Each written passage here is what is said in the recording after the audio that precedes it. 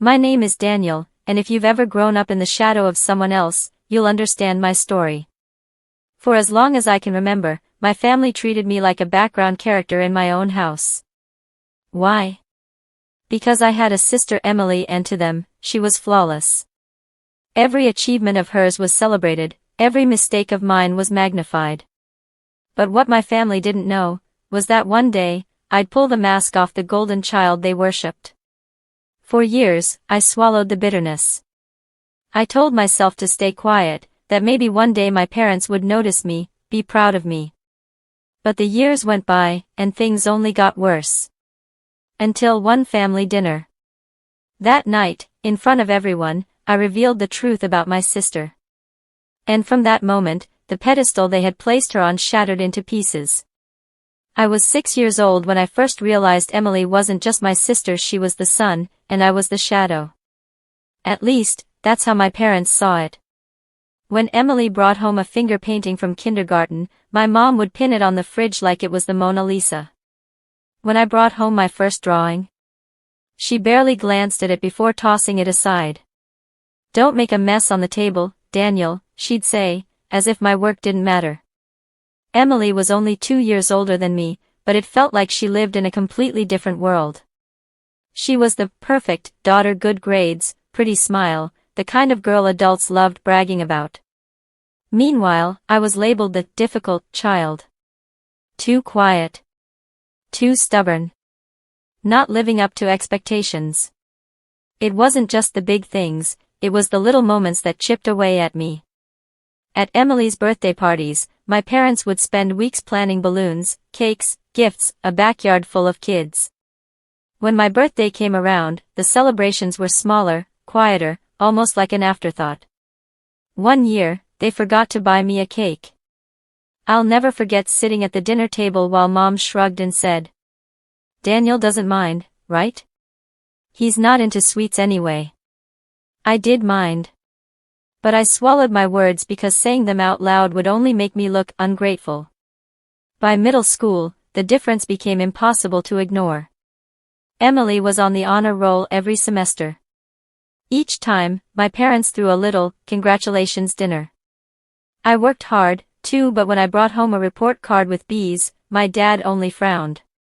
"Why can't you be more like your sister?" he asked me one night. That sentence burned into my memory, branding me with a mark I couldn't erase. Emily never missed a chance to rub it in.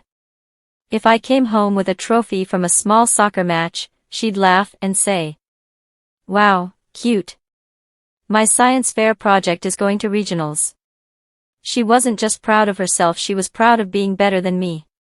By high school, I started pulling away from my family. I buried myself in books, video games, and long walks outside anywhere but at home. Emily, meanwhile, became the star of the show. She was prom queen, straight-A student, captain of the debate team. My parents practically worshipped her. At the dinner table, conversations always circled back to Emily. Emily got invited to another college tour. Emily's teacher says she's Ivy League material. Emily might graduate with honors. And me? I might as well have been invisible. But the final straw came one night in junior year. I had worked for weeks on a history project, staying up late, pouring everything into it. When I brought it home, proud of what I'd done, my dad barely glanced at it. "You did, okay," he said. Then turned to Emily. "So, tell us about your debate competition tomorrow, sweetie." I excused myself from the table, shut my bedroom door, and that night, I cried for the first time in years. Not because I wasn't good enough, but because I finally realized, in their eyes, I'd never be. I thought things would get better when I applied for college. I worked hard, applied for scholarships, wrote essays until my hands cramped. When I got accepted into a solid state university, I was ecstatic. It wasn't Ivy League, but it was mine, something I had earned without help. When I told my parents, I'll never forget their reaction. My mom's smile faded. "Oh, that's nice, Daniel. But Emily just got into Stanford." They didn't even congratulate me. They didn't hug me. They just used my moment to praise her again. That night, I made a silent promise to myself. One day, they'd regret treating me like a shadow. College changed everything for me. Away from home, I discovered my own strength. I studied computer science, found friends who actually valued me, and even landed a part-time job coding apps. For the first time, I felt like I mattered. But Emily? She wasn't the angel my parents thought she was. Through whispers from mutual friends, I learned she had a dark side. She cheated on exams. She partied hard, skipped classes, and even got caught plagiarizing once, though the professor let her off easy. None of this ever reached my parents. She kept her mask polished whenever she came home for holidays. And my parents? They never asked questions. To them, Emily was still perfect. But I knew. One day, that mask would slip. And when it did, I'd be the one to show them. The opportunity came years later, after college. By then, I had built a career for myself as a software developer. I wasn't rich, but I was independent, respected, and proud of the life I was building. My parents still didn't notice. They only cared about Emily now in grad school, still, the golden child. Then came the family dinner. It was supposed to be a celebration. Emily was bringing home her fiancé to introduce him to us. The whole family was buzzing with excitement. That night, I walked into the dining room knowing this could be my chance. The chance to reveal what Emily had been hiding for years. But I had to be careful. One wrong move, and they'd dismiss me again. So I sat quietly, listening, watching, waiting. And when the perfect moment arrived, I spoke the words that would change everything. The night of the dinner was like something out of a movie. The table was set with Mom's finest china, the smell of roast chicken filled the air, and candles flickered, casting golden light on Emily as if the world itself conspired to spotlight her. She arrived fashionably late, of course, her fiancé by her side.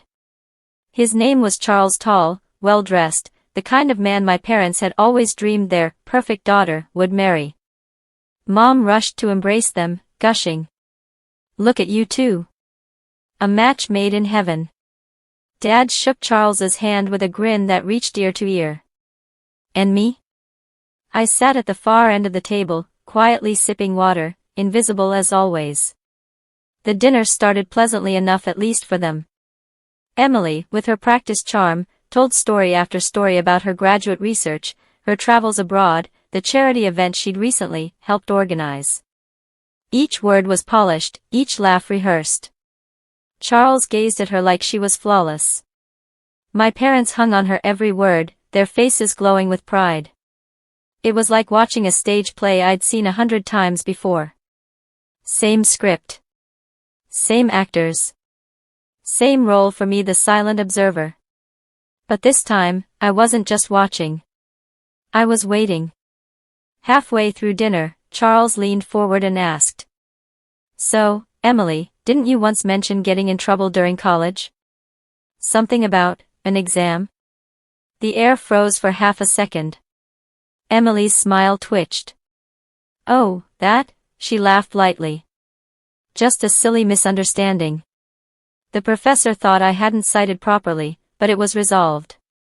No big deal." My parents nodded quickly, brushing it aside. Of course they would. But my ears perked up. This was the crack I needed. The first thread to pull. I set my fork down gently and said, "Funny, Emily. That wasn't what I heard." Her head snapped toward me, eyes narrowing.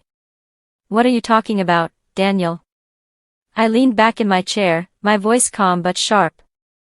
"I remember hearing from friends that you were caught plagiarizing twice. That it wasn't just a citation issue."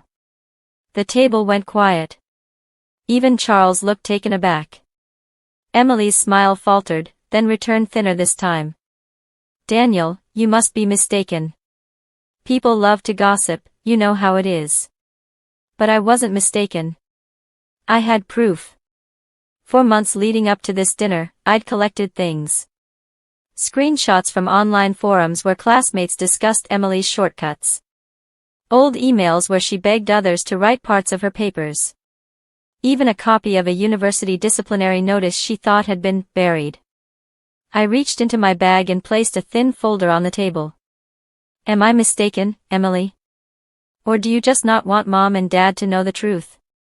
Her face drained of color. My parents looked between us, confused. Mom laughed nervously. Daniel, stop being ridiculous. This is a celebration, not a courtroom. But Charles was already leaning forward, curiosity in his eyes. What's in the folder? Emily snapped, her voice sharp. Nothing. He's just trying to ruin dinner, like always. Her defensiveness gave her away. The perfect golden child was cracking under pressure. Slowly, deliberately, I opened the folder and slid the first page across the table. It was an email exchange, Emily asking a classmate to help write her paper, promising to pay them later. Charles frowned. Mom's hand flew to her mouth. Dad shifted uncomfortably. I spoke evenly, my voice carrying years of buried pain. You see, Emily wasn't perfect. She cheated. She lied. She broke rules you all assumed she was too good to break. But you never saw it, because you never wanted to. You only saw what you wanted to believe. I let the words sink in. Let the silence stretch. Then I added, almost softly. And while you were busy worshipping her, you ignored me. Emily slammed her hands on the table, rising to her feet. Stop it, Daniel. You're pathetic. Always jealous, always bitter. You can't stand that I'm better than you, so you dig through my past to drag me down. Her voice cracked. Her polished mask was gone, replaced by raw anger. Charles stared at her, his expression changing from admiration to doubt. Emily, is this true? She faltered, her mouth opening but no words coming out. That silence was louder than any confession. My mother finally spoke, her voice trembling.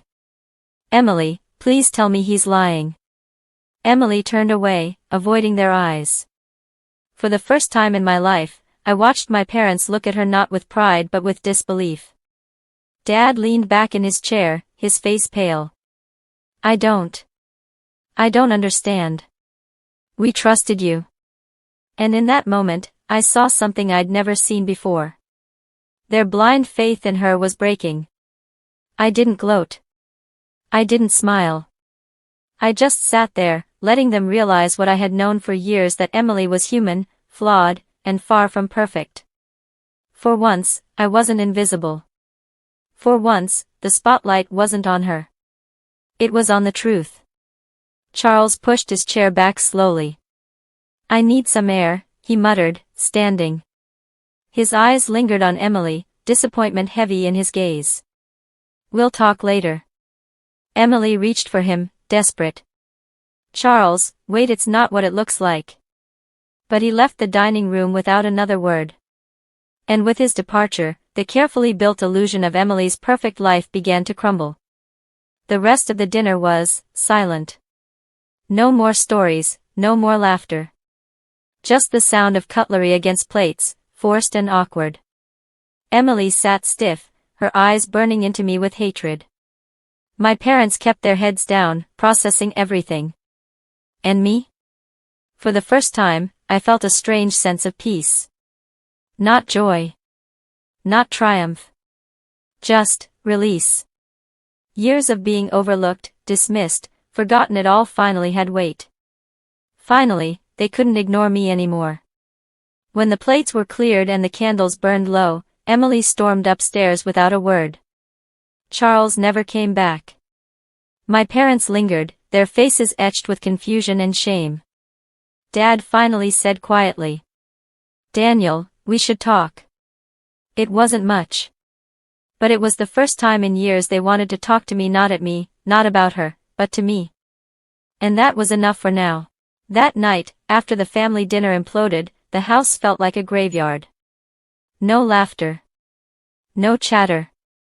No praise for Emily. Just silence, heavy, suffocating silence.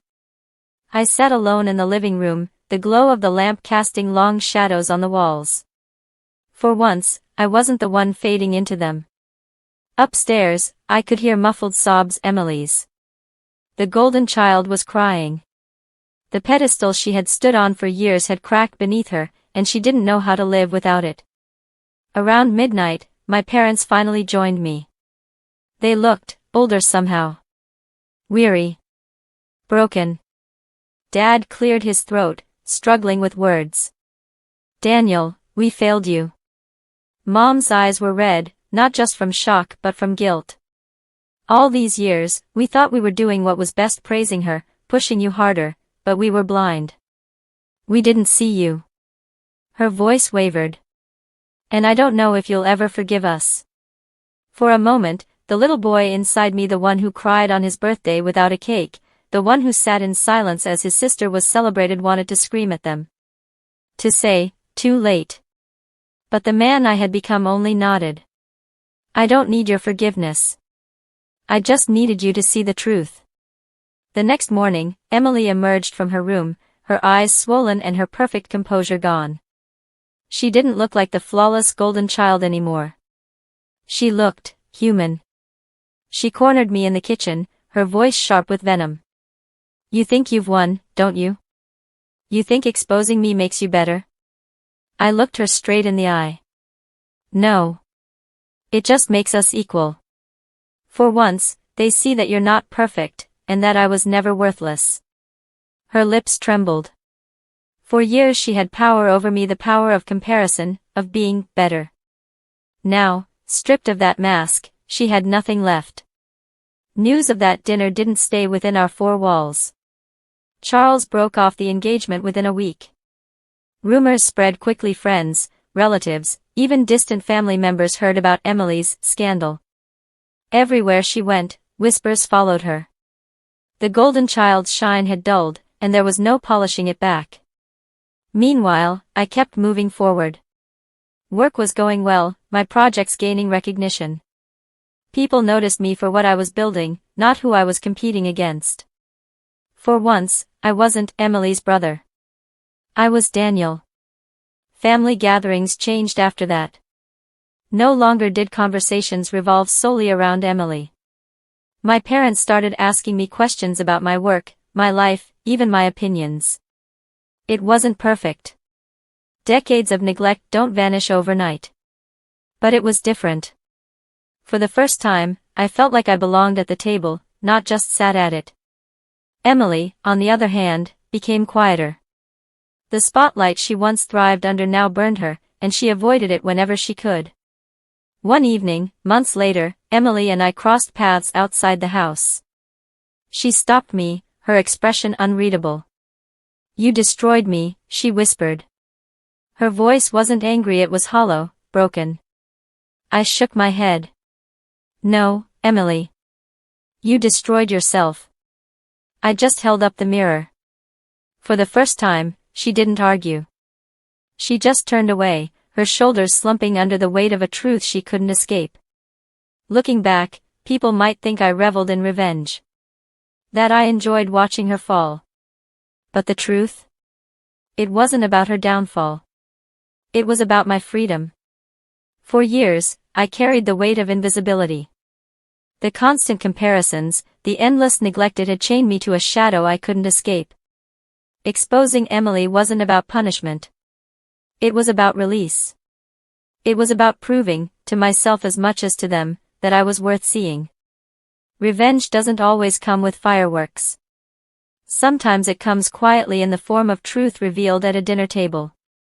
Sometimes it doesn't destroy your enemy, it just sets you free.